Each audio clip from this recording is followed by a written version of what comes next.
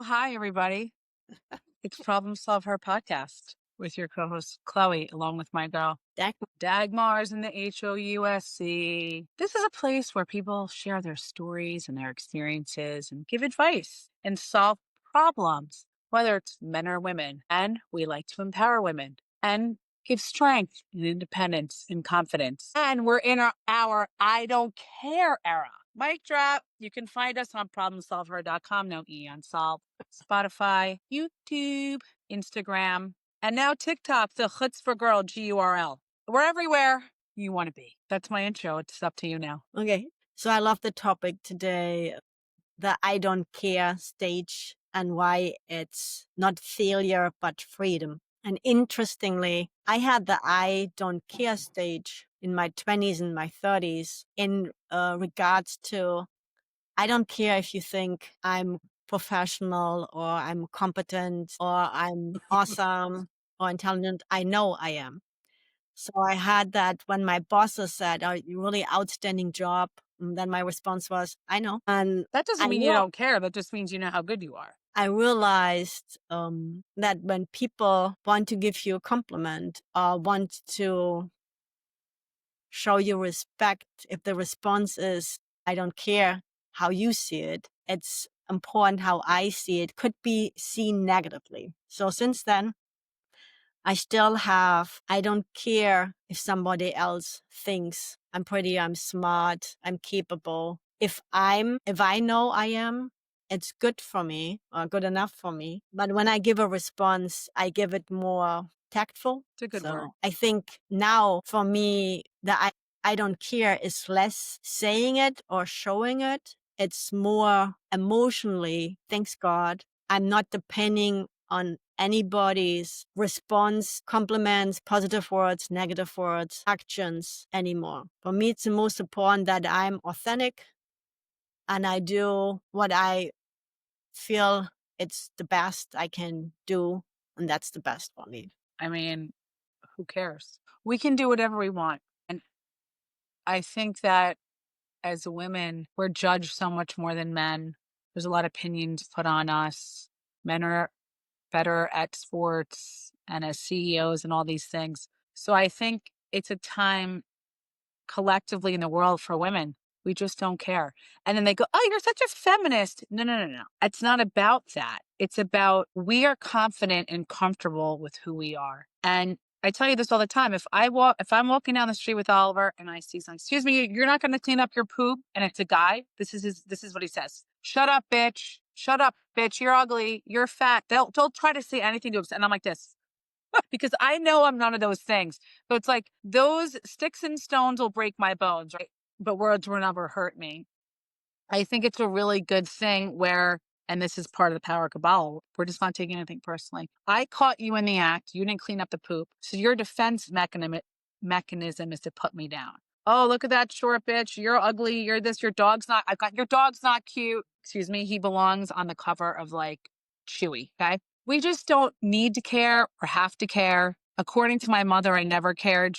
She told this story the other night that I didn't know about because, Barb just wants to just tell stories about me and how as a child, I was someone who she said was a leader in the sense that I didn't follow what all the other kids were doing. If they all ran that way, I would go this way. And I remember growing up, Dylan and I, my brother and I, would put on these plays for my parents' friends. They had a really big, large, like living room where we could push the couches to the side and pull the table back. And they had this settee, this big seating lounge on the window. And we would just pile everybody in there and we go on like act one and just like use our hands. And we would make up plays. And my parents' friends would just have cocktails and sit around. My mom's like, "You never cared to me. You came in like you were Marilyn Monroe or Jane Fonda and you like thought you were this big actress at 6 years old. You'd put my boots on and you'd be stumbling in there sideways. 'Hello, everybody, and good evening, and welcome to our show.'" It was Broadway. I'm like, "Oh, I did do that. Yeah. I can I don't see know. you. I can see. I just don't care." And I remember I tried out for Peter Pan. I wanted to be in the movie so bad. I was in 6th grade. I was at Huntington Elementary School. And I was like, "I'm going to be the star. I'm just so fabulous." And I was good, but I didn't become Peter Pan or any of the siblings, if anyone knows what Peter Pan is. Such a fabulous play movie. And I don't know if anyone remembers this, but the dog was like a really big part of it. It's a huge, was it a Saint Bernard? I have to look it up Yeah, really I quick. think or not. Saint Bernard. And I got the part as the dog. I was like, are you kidding me? And I came home and I'm like, they want me to. Can you Google it really quick? Because it's going to drive me crazy. What was the name of the dog? Because you're faster than me at this in Peter Pan. I can't remember. And I think Nora got the part as Peter, my friend Nora. And I was the dog. And I was like, Nana. what was it? Nana. Okay. And it was a good New- little, what? Newfoundland. Newfoundland. Oh, that's the type of dog? Yeah. Yeah, but it kind of looks like a Saint Bernard. Yeah. She is in Newfoundland in the original book, but it's often portrayed as a Saint Bernard in adaptations. And adaptate, right. So that's what I was in the play. I was a big fat Saint Bernard. And the dogs for the just like go up and you kind of like lay on the lap. And that was like my introduction to what I thought was going to be my long career as an actress. But the point of the matter is when you get to a certain age, and I hate saying a certain age because a certain age could be like 25, 30 for somebody. Everybody's different. And you really know who you are. You just don't give up. And you're just doing you. There's a difference between being overly cocky and very boasty about yourself and how you're number one at everything. It's like we were talking about on the one of the other episodes. You go to a party, someone's captivating an audience, right? People may captivate an audience for multiple reasons. I've been to like big events and private parties where someone's either telling a story and everyone's waiting for the punchline, right? It's like they're the comedian for the night and you're kind of waiting. And that I love because I'm a great storyteller. So are you. But when it's someone just sitting there talking about themselves and all their accolades, Right. I went to Harvard and then from there I got a job with the World Bank and then the movie, it's like, Right. so in that sense, you're too boasty, right? You, of course, want to let people know what you're up to and what you're doing. But for me, the best way to captivate an audience is first if you look good. If you look good and you walk into a room, and we all been there, and they show this in movies all the time, where like a guy walks into the room and there's a woman in the corner and she's by a window looking the silhouette and the lighting, and she's so beautiful, and like time stops and everyone looks at her and she's in this silk dress and she's like an Audrey Hepburn kind of character, right? There's been plenty of parties like that. I remember years ago, I went to a party in Manhattan. My friend had a loft party and it was like time stopped. It was like 10 girls and we all just walked in and there was this guy in the corner and he looked like a young, Brad Pitt. no, not even Brett. No, not Brad Pitt. Like a young Robert Redford or like a Paul Newman, like just that rare beauty where you're like, and we all walked in and was like, time we were like, and halted him. That's the kind of guy that doesn't have to care about anything. I mean, he could just walk into a restaurant and like girls won't even say to you for reservation. They're just like, please come this way. You know what I mean? Or he walks into a car dealership and all the salesmen, men, because they appreciate how beautiful he is, right? So not caring could be a multitude of things about your attitude. Some people that I know, right? This is over the years of just growing up and being in different circles and growing up between New York and Jamaica and Jamaicans. They all think they're local celebrities. I mean, these guys have, some of them will have no front teeth. We call them summer teeth. Some are here, some are there. They've got the shoe on backwards. But they're so confident in themselves and they think they could pick up any girl. And it's like, I love that. They all think they're local celebrities. I think confidence is part of not caring at all. Yeah. We would like to take a moment in this episode to thank our sponsors. Palm Beach Dog Academy is located right here in the heart of sunny South Florida. Founded by Jeff Nelson, who did his training at the Harvard of Dog Training Academies at the Tom Rose School in Missouri. I can say firsthand that Jeff not only has the credentials and the experience, he knows how to train dogs properly. He trained my beloved Oscar, our furry favorite guy who lived till 19 years of age. For more information about Jeff's packages and his academy, please visit palmbeachdogacademy.com. I want to throw you under the bus. I mean, what else is new? So we just talked about how each of us feels about we don't care, right? We don't care when somebody says to us something to us, positive, negative. Well, not all the time, but how somebody portrays us. But there's a difference about I don't care if it affects somebody else. I right. remember Chloe and I, we just started doing the podcast. And I know how she is, so it surprised me so much. I created the title of a podcast. It was about as we interviewed one of Chloe's friends, and Chloe, no, we cannot use that title. But that wasn't from me. That was She from the... will be offended. This is a great title. This is a beautiful title. And it doesn't say anything bad. It's just a great title. So the interesting thing is, if it's about us, we handle I don't care totally different as it's about somebody else, right? And then also, But wait, Chloe, I don't mean to cut you off, but if someone says that to us, it has no reflection on us. For me, it's just like, right, fine. If you want us to change it and there's something that triggers you for that reason because of it, whatever. right. So then, other situations, like I had that with my friend and now we are good, but I had that for a long time. I did care about her, how much time we spent together, about her emotions, if she thought of me, if she included me in her life. And to portray that I don't care, it was not freedom at the time for me. It really was failure. So it would have been better to share with her early on how I'm feeling instead of pretending I don't care. Like, I don't care if we don't see each other. I don't care if we don't talk together. So I Right. think the I don't care stage is really when something comes from the outside to you, unless when you feel something it's going on internally and you do care, but you don't want to show it. Would you agree that there's a difference? Absolutely. I mean, there are certain things that it depends on who it is, right? So, like I said, if this random guy down the street is like, fuck you and your dog, bitch, it's like, whatever. If They someone really I say, really, yeah.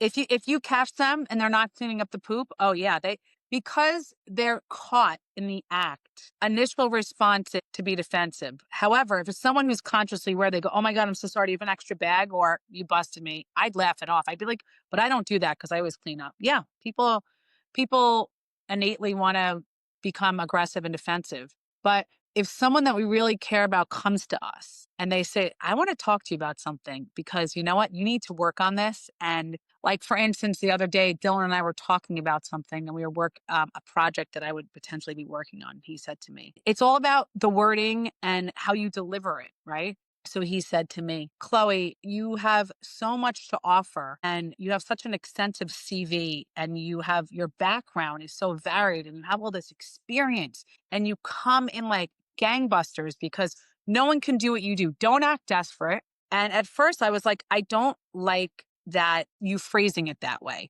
because when you start by saying don't act desperate, I'm not acting desperate. I would never act desperate when it comes to business because I don't chase anybody. I'm not chasing for business. If you want to work with me, and you know my saying, if people like you, they'll do business with you. But it was the way that he had worded it in that moment. And I did care. And my mom said, no, Dylan, you can't say it like that. And he was dropping me off, by the way, to go to an event at the boat show where the nonprofit I'm on the board was hosting something. And I was trying to get through the traffic. So maybe that moment I was a little more sensitive. And then he said, okay, I'm sorry, let me rephrase it. You don't need to do anything. You choose what you want to do because you come with all of the experience and you're at the top of your game and no one's better at negotiating and closing than you. I was like, oh, so you admit that I'm a better negotiator? Well, I thank you. So I did care when he phrased it like that and then he changed his statement. So we do care depending on who it is. right, And we all know that our family triggers us the most. right. But you know, that was a great example because a lot of times when somebody says something about us, it's a lot about them and a Right. lot of times less about us. So it could Absolutely. be more that Dylan felt that about himself, perhaps now more, and just verbalized it to you. And like, I think we all have that. We would like to take a moment to thank our sponsors. Cafe Bastille originated in Miami, now has a location in downtown Fort Lauderdale for almost 2 years. Located steps from Las Olas and sitting on the canal, I can personally say I frequent there often. Their lattes are wonderful, hot or cold. The velvet pancakes just melt in your mouth. The pommes frites are on point, and the bottomless mimosas for brunch all day long are absolutely fabulous. For more information, please go to cafebastiledowntown.com. And isn't there a saying that you criticize the most what you see within yourself or what you have within yourself? So, but yeah, that was a great point about I don't care stage, that, yeah, we should not care from a perspective. If somebody gives us a compliment, it doesn't change us. If somebody criticizes us, it doesn't change us. We are who we are, no matter what. If there is somebody who loves us, who wants that we bring out all the potential and skills and abilities we have, and a hint from them can do this, beautiful, right? And that's freedom too. So, and then the third one is not caring about when we lose somebody, or not caring about when we know a friend is sensitive. That is not freedom. That is fear. So what's your one message about I don't care stage? My one message is I just don't care. Honestly, I come to a point in my life where, and Denzel Washington has this famous statement where he says, if people aren't talking about you, then you're not doing something right. And I've noticed that, and this is true of all of us, haters are always going to hate, right? So people that are jealous or they're intimidated, they're going to care more, and they're going to give off that. About 10 years ago, I was going on a trip. I know I'm supposed to give the one message, but we're going to tie this in. And I was really excited. And it was in the group chat with all my girlfriends. And everyone's like, it's amazing and great, because women supporting women are really important. And this is like all my best friends from growing up.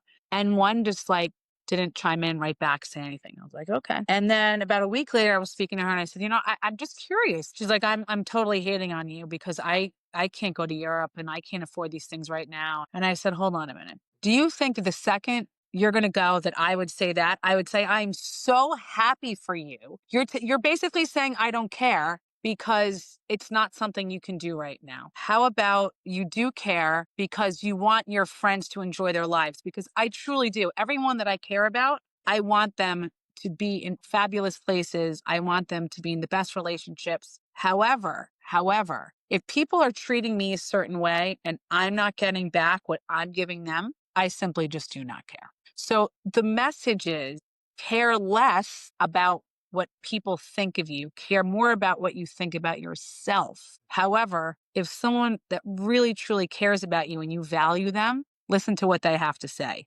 But at the end of the day, it comes down to you and knowing who you are. So I don't care. Yeah. Does that make sense? Yeah, it totally makes sense. My one message is what you say about me is your business. That's hot. Or, as my uncle would say, if you don't have something nice to say, don't say anything. Yeah, exactly. On that note, we love you, care. we see you, we hear you. We hear you. We care about that. We do see you and we do love you. And yes. If you don't want to be part of the I Don't Care Club, I told you there's this woman on Instagram. She started it. It's literally called Perimenopause We Simply Do Not Care Club. And she has over 1 million followers because women just don't care anymore. We don't want to do everything for everybody else. We want to do things for ourselves. And I'm going to make myself some healthy veggies. And I'm not drinking any wine tonight. I'm off the sauce for a few days. And for those of you joining us, I don't know if this is going to air before that, but we're having a really cool launch party on Wednesday for Problem. Some really fun giveaways. That will be a video. Yep. And some networking. I'm going to give a little speech. It's going to be so hard. I've never spoken in public, but I'll try to get through. Oh, you will be fine. I'm joking. Love you. Love you. Subscribe. Follow us. Follow us. We're everywhere. Just follow. YouTube, Instagram, our website, ProblemSolvHer. Chloe is on TikTok with the Chutzpah. The Chutzpah Girl, G-U-R-L. And Oliver's here. Oh, he needs attention. He was with his uncle for most of the day. Okay, Oliver. Chloe, say bye. Just a quick note before we end. This conversation is for inspiration and empowerment only. It's not medical, mental health, or legal advice. We are not doctors, therapists, or lawyers. Just women sharing real stories and personal truth.